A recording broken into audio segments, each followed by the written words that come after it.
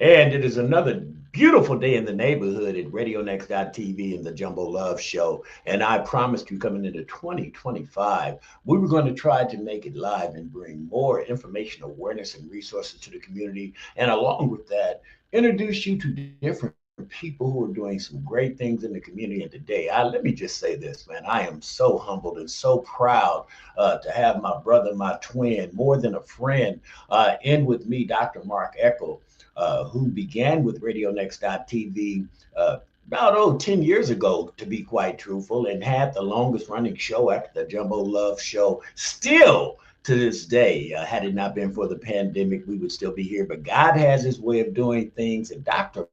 Mark Eckel has taken a new challenge and a new path to help educate and give information and awareness and resources to our young people. Dr. Mark Eckel, author, professor, minister, Renaissance man. What's up, partner?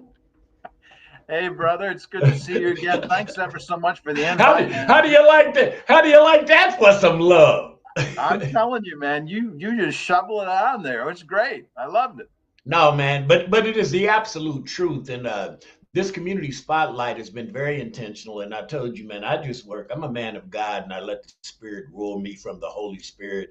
And going into 14 years of doing RadioNext.tv and trying to grow and continue to provide positive information, awareness, and resources to the community. You have been, in the last 10 years of my life, brother.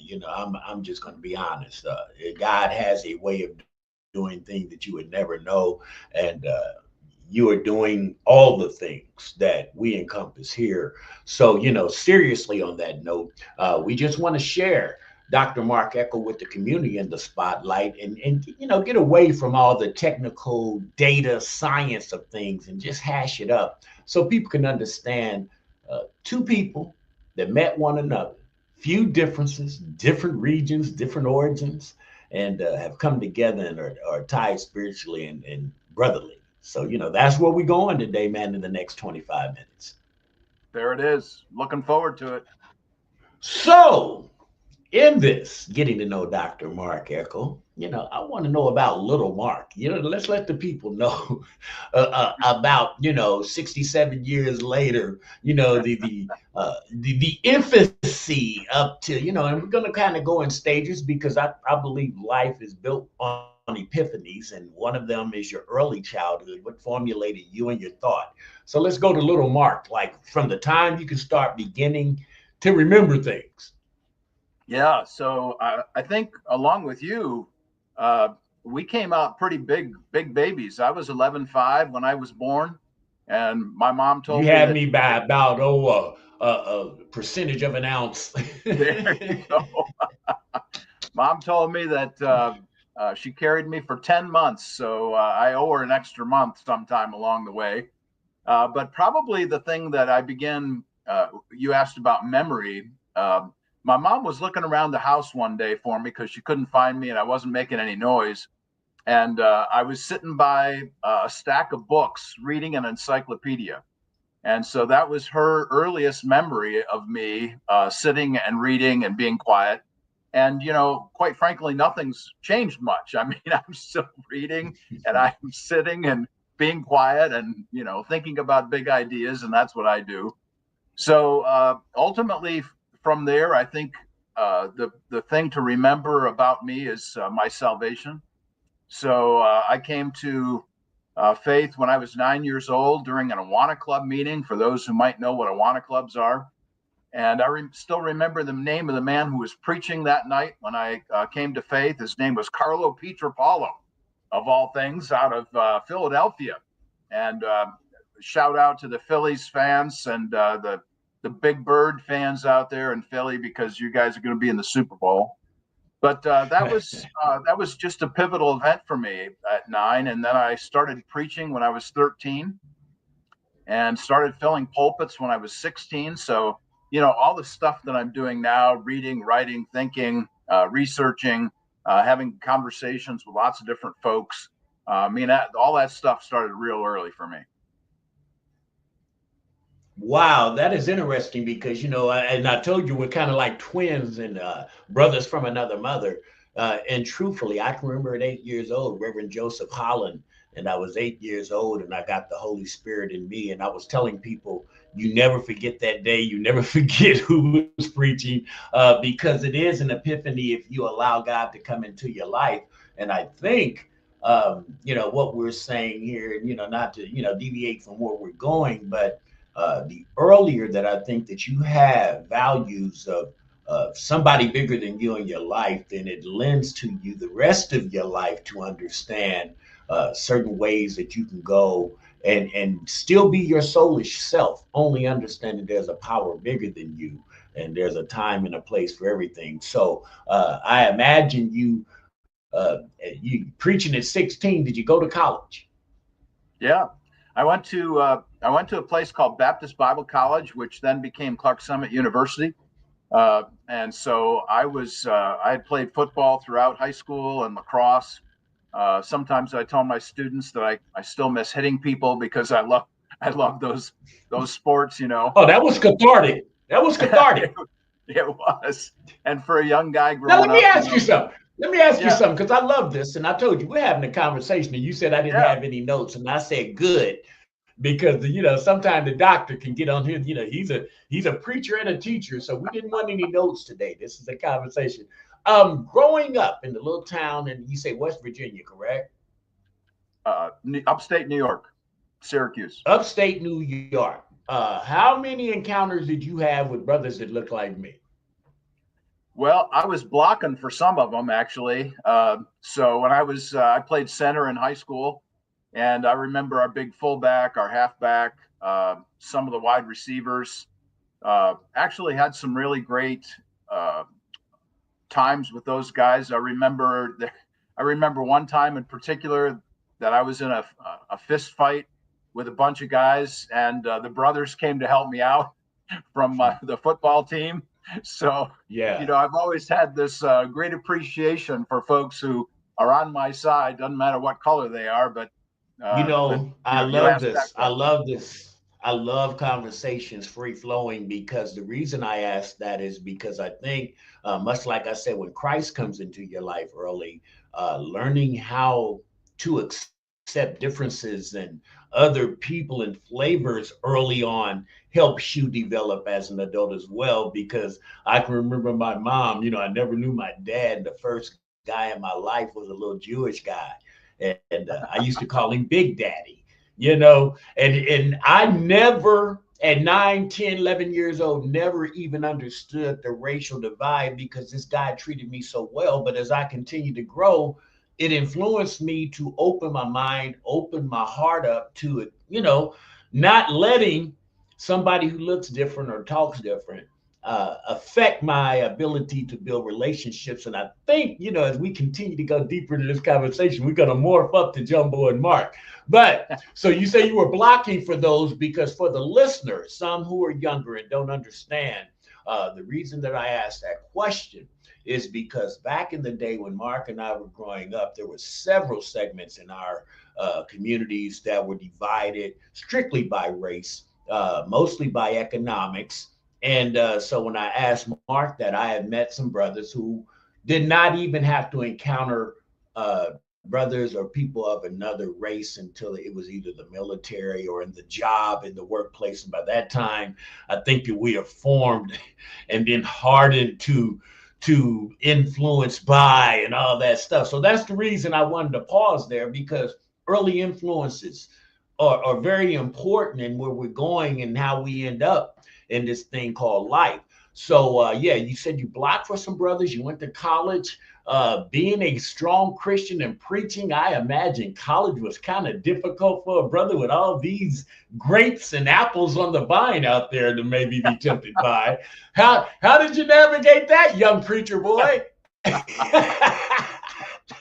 Well, I'm going to take a step back just to say one more thing about high school, because in high school, I went to a high school 10th through 12th grade that had 2,000 students. So it was quite a large place, but you found your way in those kinds of situations. And one of the things that was true about me was that I was one of a very few Christians in that neighborhood or in that community. And so my nickname was Padre because I was always preaching, and I literally Yeah. I wood burnt that into my lacrosse stick. My nickname was Padre, and so from the earliest time, I mean, I had lots and lots of conversations with people who didn't believe what I believed, didn't think the way I thought, and so that really kind of developed my appreciation for other points of view, and gave me a broader spectrum, perhaps, than maybe other people might have. But going into college, I was preparing for the ministry. I never thought I'd be a teacher, so I was actually preparing to preach. And this was my whole uh, movement into the classroom was something I wasn't really prepared for. But all those early experiences, like you were suggesting, really were very beneficial. I will say this, and it's kind of, part of my little poetry thing that I have going on. I think all teachers are preachers, but not all preachers are teachers. There you To be go. quite frank, and that is just, my opinion and my view on what I see teachers do. Teachers are preaching influence. Teachers are always waiting and looking for ways to import information, positive information to the student. Sometimes preachers,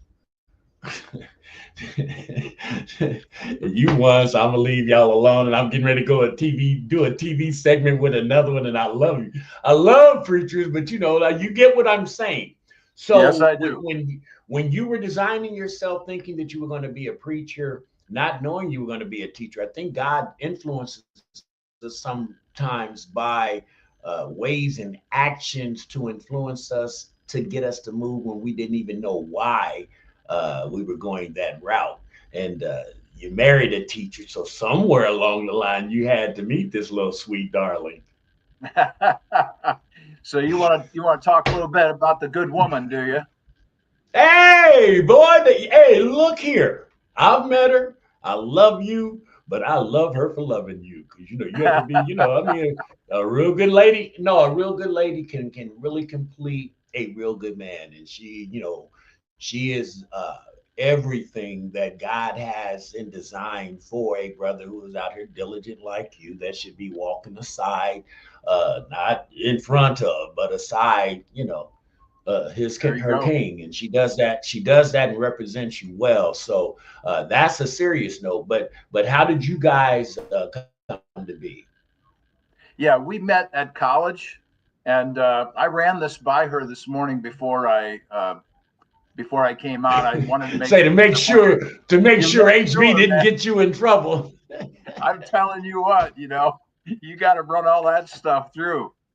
So I tease her sometimes because we met in college, and she's 2 years older. So she was a senior, I was a sophomore. Oh, Yeah, yeah. And she would wait. So there was this uh-uh. sidewalk that went to the dining hall, ran right in front of her dormitory. She would be watching out the window, waiting to see me. And then she liked to walk behind me because I had this pair of black trousers that she liked to watch as I walked. You get my drift there. Go ahead, love it. So there's a fuller picture for you. Oh man. So you had a booty at that time. Because you lose the booty. You lose the booties when you get older. I just want the young brother. I want the young brother to understand who's hiking all that butt right now. You're gonna probably start losing at about age 55 and 60. But anyway, she liked them black trousers, and I love a lady who's smart enough to know how to go get her dude. And there should be more of that in the game today because there are some sisters out here. I'm gonna talk from my end, being a single brother, and a lot of women are attracted to me, but they don't understand what Robin did. You don't understand how to go get your man. And it sounded like Yeah, she said, "I'm getting this dude." Yeah, yeah. and you didn't even know, did you? You were so goofy, you didn't even know probably. Well, that's true too. I was a big idiot back then. So let's be clear about that. Yeah. She was the So one who waited so for me. she tackled you out. out on the Serengeti, put her put her thongs into, her fangs into your neck and got you down. And so, when did you know this was your queen? I'm sorry, say it again. When did you know she was your queen? Oh, well, there's a story to that one too. She had been gone for some time during a concert series that she was a singer and involved in this group from our school. And she had been gone for some time. And we were supposed to meet, again after she had come back. And she came off the bus, and I gave her a big hug and a kiss, and that was the beginning of that. So I think I knew then that that was going to be the way things would be. And yeah, we planned, waited for the proper time and all of those good things. I had graduated from college. She was out working for a couple of years, and then we got married the summer after I graduated from college.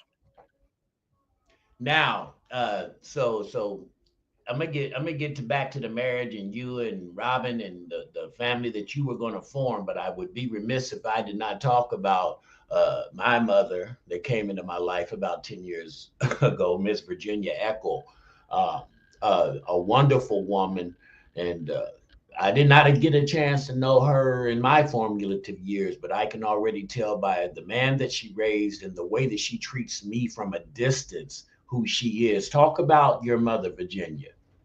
Yeah. So mom had a tough marriage.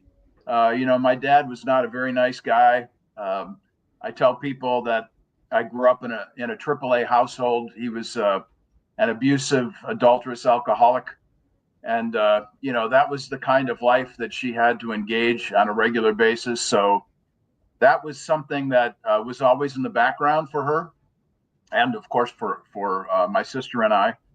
But mom was the one who took us to church. Mom was the one who was always there to take care of things as best she possibly could. She was always working hard. She's a nurse. She was a nurse for 60 years, 60 years. I mean, that's a long time to be a nurse. Wow. So I grew up around bedpans and catheters. I tell people, I knew all that kind of stuff growing up. But mom is one of those folks that born in 1935, lived through the Great Depression. I tell people that she could make a penny scream for as long as she stretched it to make that thing go. And I also tell people that she was the person who during World War II was peeling off the back of gum wrappers, the aluminum foil, so that the aluminum could be then used for military purposes.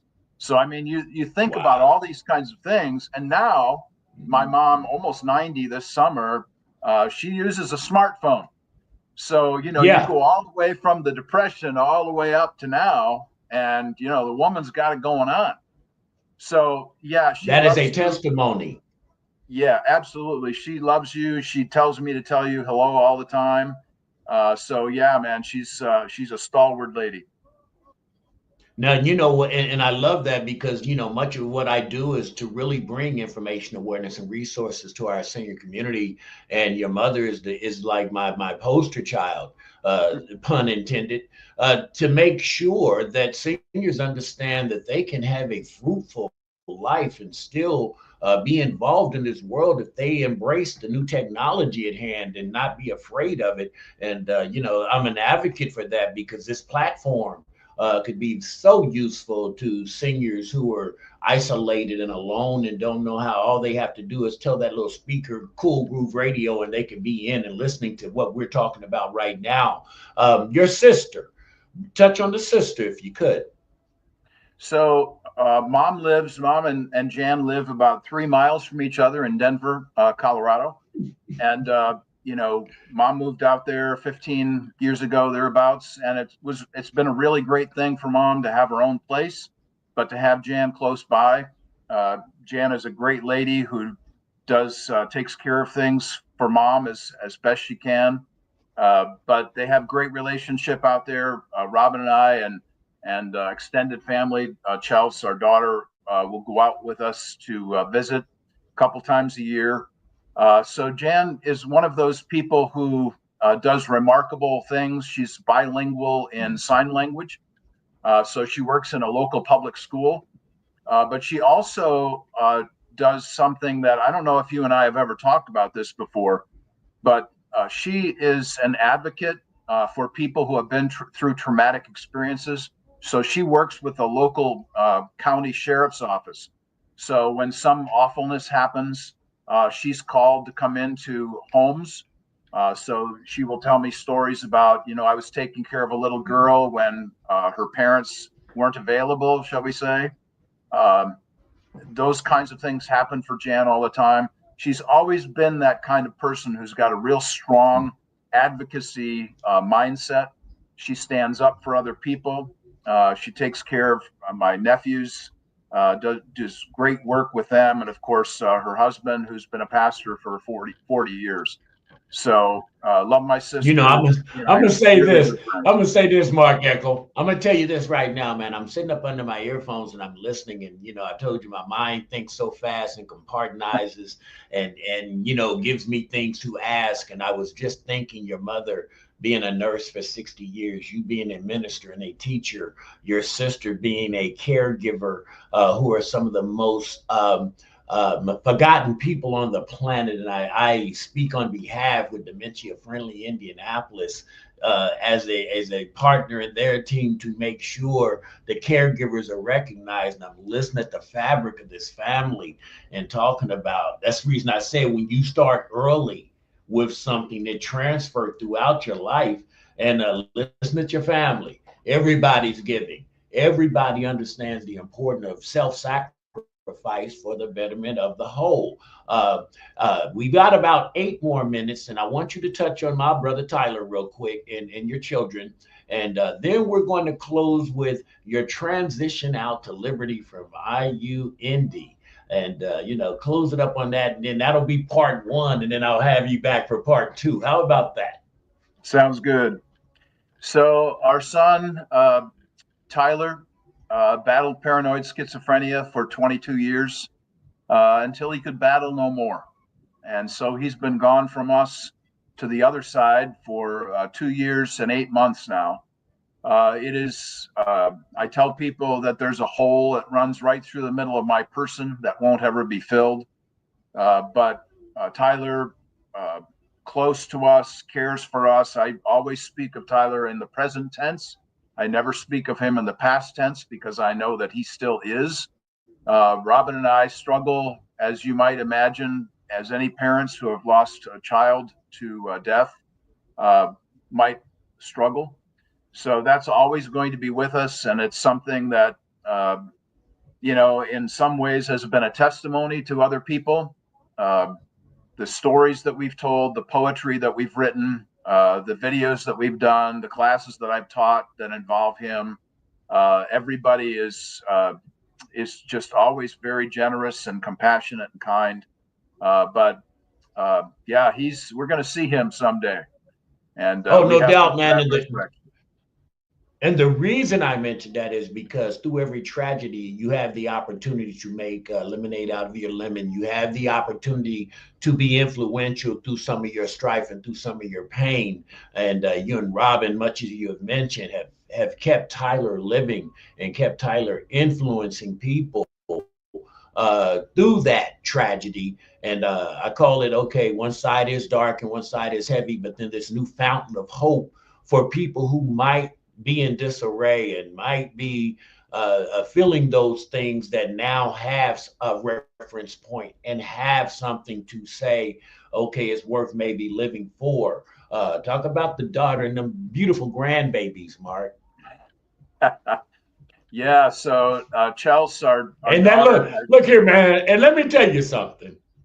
That little young man looks so much like you, it is scary. I'm just going to tell you that. oh, little that's great. Mark, little Mark all over again, man.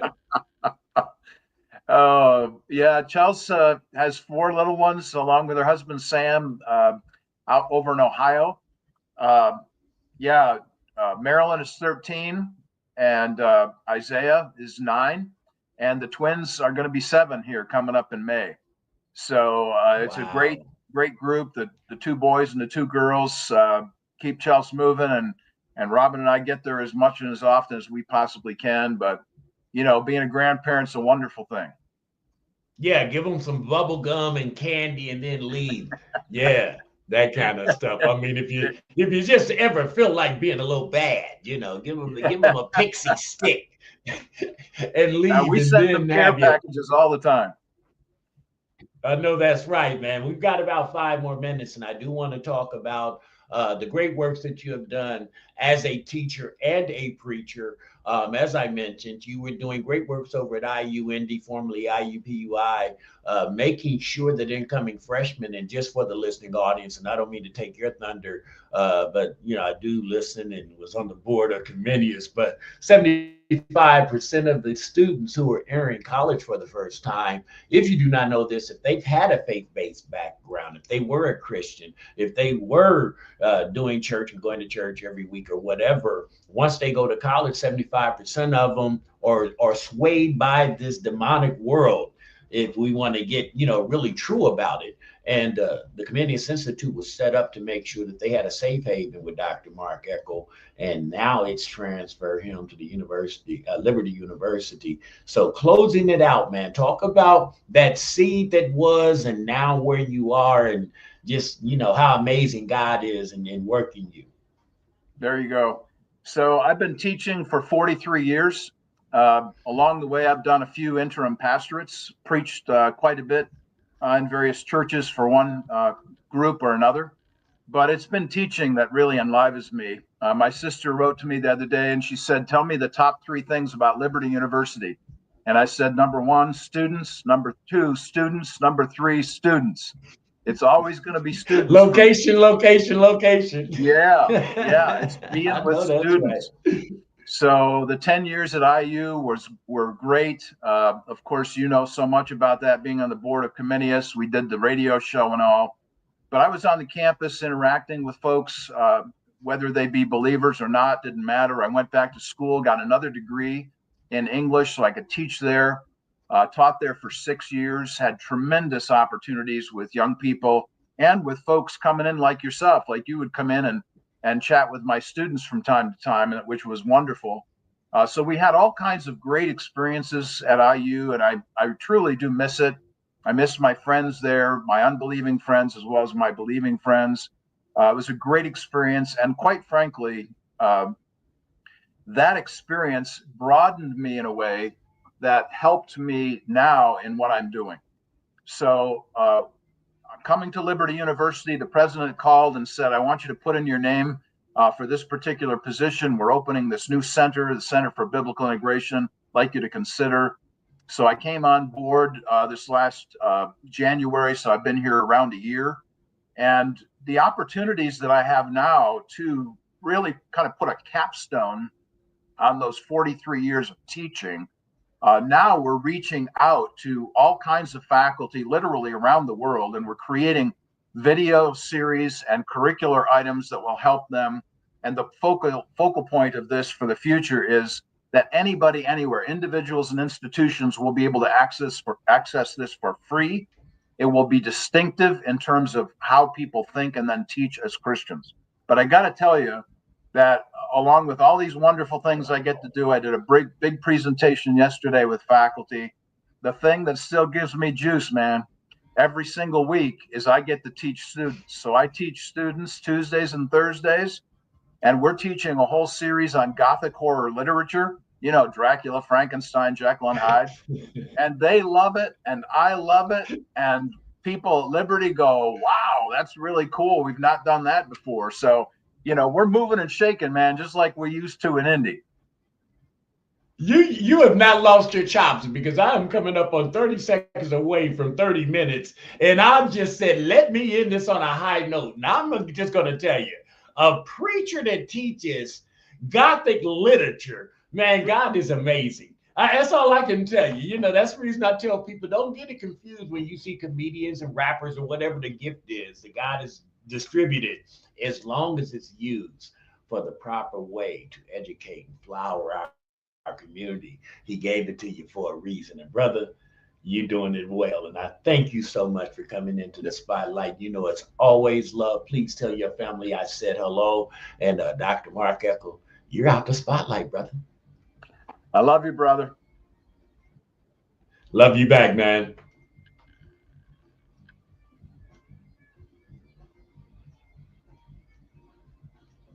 Okay, we good. Okay.